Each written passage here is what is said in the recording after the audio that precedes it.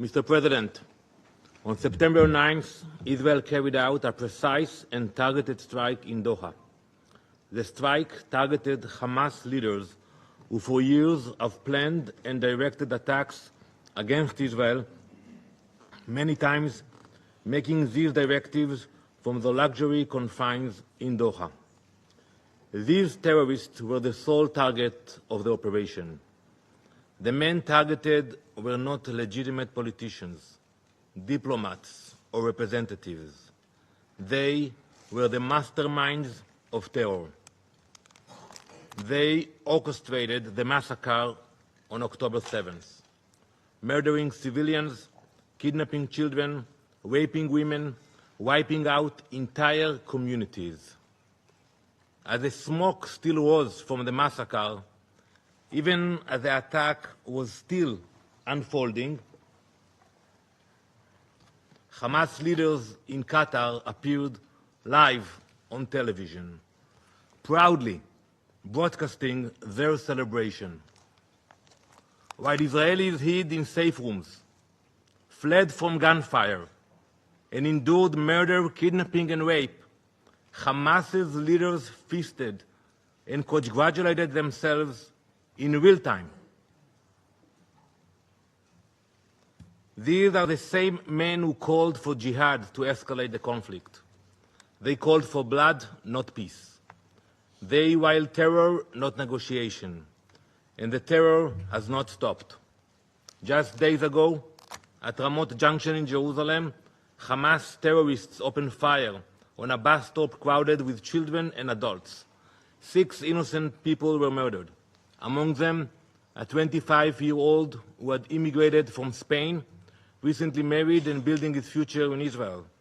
A rabbi who had dedicated his life to teaching the next generation. 2 residents of the community struck down in their own neighborhood. Among the wounded was a woman 8 months pregnant, left to fight for her life and the life of her unborn child. These are not numbers. They are lives, families, futures stolen. When the gunfire stopped, the bus and the pavement around it were drenched in blood. This is what terrorism looks like. Mothers clutching babies, a bus stop turned into a battlefield, a community scared in seconds. This is a reality we face in Israel. Terror raising its ugly head almost every single day. And let this council be reminded, there can be no immunity for terrorists. Hamas immediately praised the killers as heroic and exceptional, later claiming full responsibility for the attack and calling the massacre of innocent people a natural response. There is nothing natural about this. It is terror, pure and simple.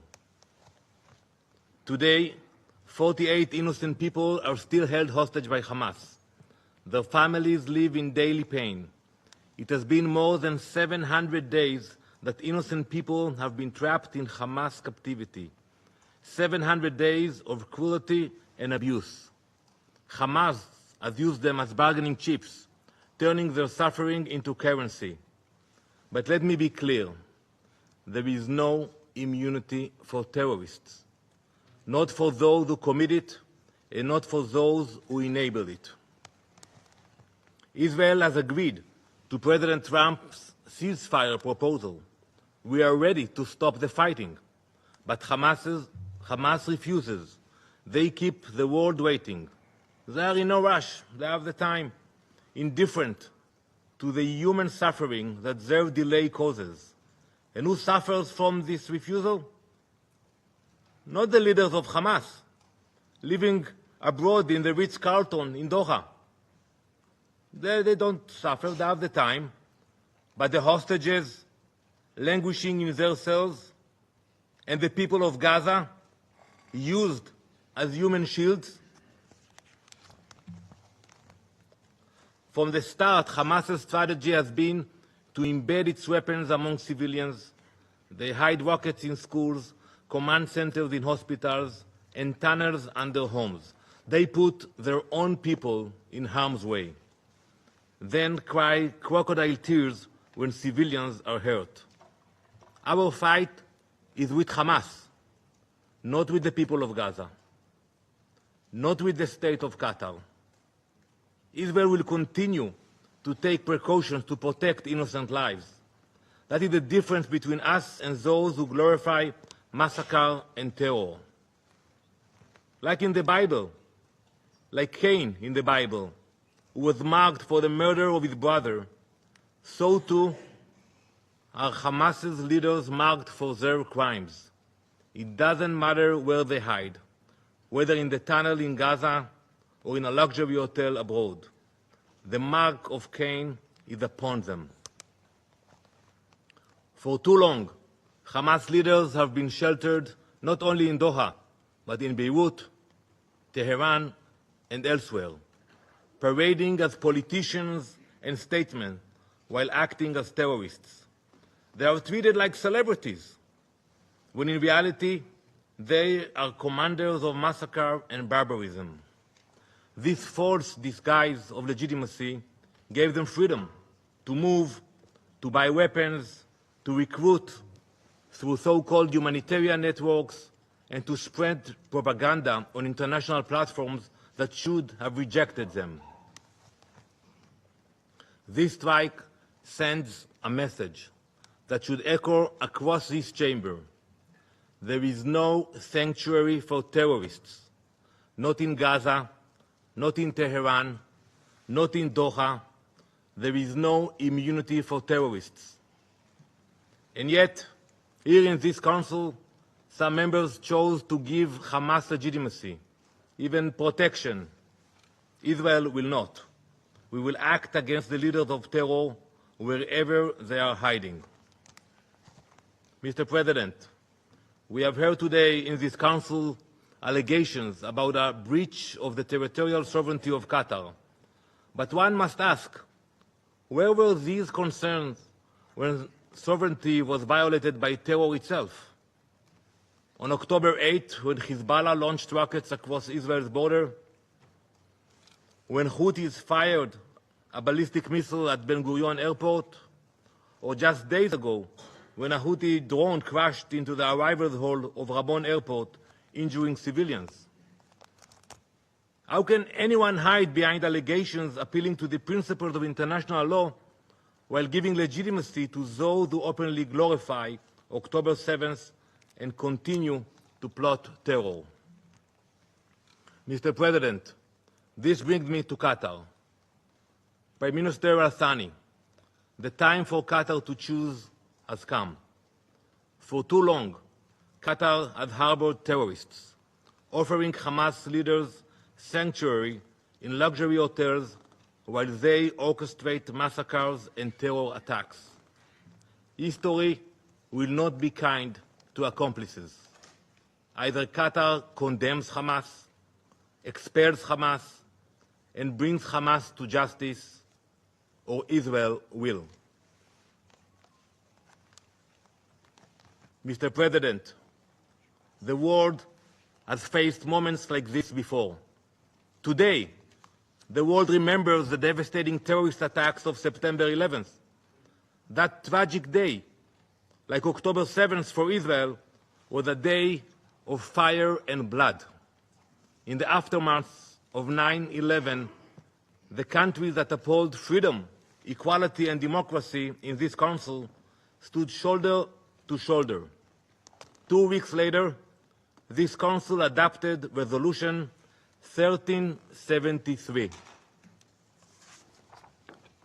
It said plainly, no state may harbor terrorists. No state may fund them. No state may give them safe haven. I urge you all to read this resolution. Any government that does so breaks this council binding obligations. That principle was clear then. It must be upheld today. And when bin Laden was eliminated in Pakistan, the question asked was not, Why target a terrorist on foreign soil? No one asked that question. The question was, why was a terrorist given shelter at all? The same question must be asked today. There was no immunity for bin Laden, and there can be no immunity for Hamas. And in facing terror, history shows that members of this council have done the very same. From 2014 to 2022, France struck terrorists in Mali, Chad, Burkina Faso, and Mauritania. In 2014 and 2015, the United Kingdom carried out airstrikes in Iraq and Syria against ISIS. So I ask, if these actions were justified then, why is Israel singled out now? Why are claims concerning sovereignty invoked only against Israel and ignored when others act to defend themselves? Is Israeli blood worthless?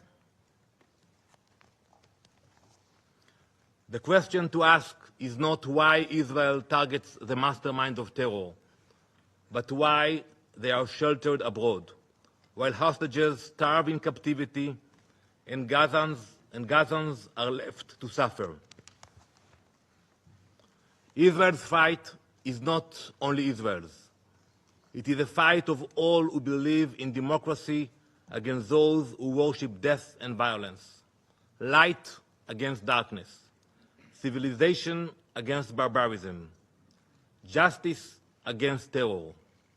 We will continue until the hostages are free, until our people are safe, and until terror can no longer find sanctuary in any corner of the world, because there is no, and there never will be, immunity for terrorists. Thank you, Mr. President.